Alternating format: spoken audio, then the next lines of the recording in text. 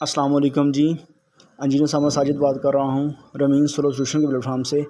आज हम कम्युनिकेट करना सीखेंगे सोलिस IP66 हाइब्रिड इन्वर्टर की सीटी को इन्वर्टर के साथ कैसे कम्युनिकेट किया जाता है।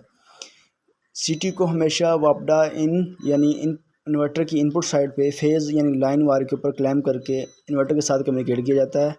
इसको इन्वर्टर के साथ कम्युनिकेशन यानी लगाने का तरीकाकार ये है कि इसके ऊपर बना हुआ जो एरो है वो ये ज़ाहिर करता है कि सीटी को किस सीमत में इन्वर्टर के यानी इन्वर्टर की इनपुट साइड पे फेज़ पे क्लैम्प किया जाए। हमने सीटी को इन्वर्टर की इनपुट फेज़ यानी लाइन वायर के ऊपर क्लैम्प किया है और इसका एरो जो है वो नीचे की तरफ रखा है। आपने भी एरो को नीचे की तरफ रखना है और इसकी जो दो वायर्स हैं वाइट एंड ब्लैक, इसको हमने इन्वर्टर के पहले सीटी वाले जो टर्मिनल हैं, सीटी का जो पहला टर्मिनल है उसमें वाइट वायर और सीटी का जो दूसरा टर्मिनल है इसमें हमने ब्लैक वायर को लगाया है। इस तरह हमारी सीटी जो है वो लग गई है। अब हम इन्वर्टर को ऑन करके इसकी आपको सेटिंग बताते हैं। जब हम इन्वर्टर ऑन करेंगे तो इसके ऊपर हमें सीटी सेट करना पड़ेगा। इसके बाद इसकी जो डायरेक्शन है वो फॉरवर्ड करनी पड़ेगी और सीटी की जो रेशो है वो 2000 रखनी पड़ेगी।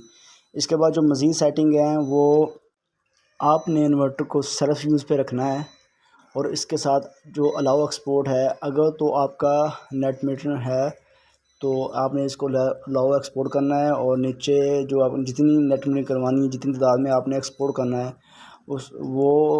उतने किलोवाट आपने सेलेक्ट करना है। हमने जहाँ काम किया था वहाँ नेट मीटर नहीं थी, इसलिए हमने इसकी जो वैल्यू है इसको 0 किलोवाट कर दिया है। इसके बाद एस्केप करके आपने टोटली सेटिंग जो है उसको सेव करना है और सेव करने के बाद आपने मेन यानी इंटरफेस पे चले जाना है, जहां आपको ये ज़ाहिर होगा कि आपकी जो कम्युनिकेशन है वो हो चुकी है। जैसा कि आप देख सकते हैं कम्युनिकेशन ओके है।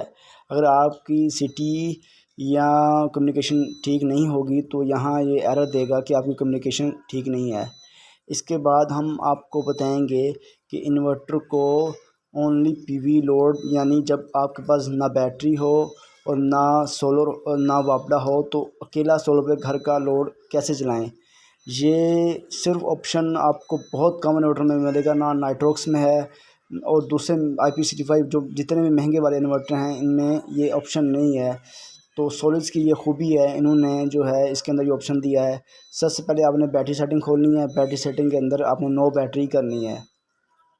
जैसा कि आप देख सकते हैं हमने इसको नो बैटरी सेलेक्ट की है। इसके बाद आप स्कैप करने आप करके आपने इंटर करके इसकी सेटिंग सेव कर लेनी है।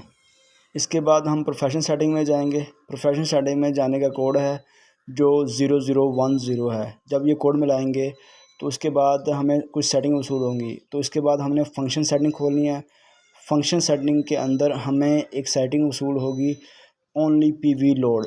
जब हम उसको खोलेंगे तो वहाँ जो पहले सेट होगा डिसेबल, जिसे हम इनेबल करके स्कैप करके इंटर करेंगे तो हमारी सेटिंग इनेबल हो जाएगी, मतलब ओनली पीवी लोड अब चल सकेगा। सेटिंग सेव करने के बाद अब हम मेन इंटरफेस पे चले जाएंगे, जहां इन्वर्टर कुछ देर वेटिंग के बाद जो है इसको सॉफ्ट रन करवा देगा। शुक्रिया।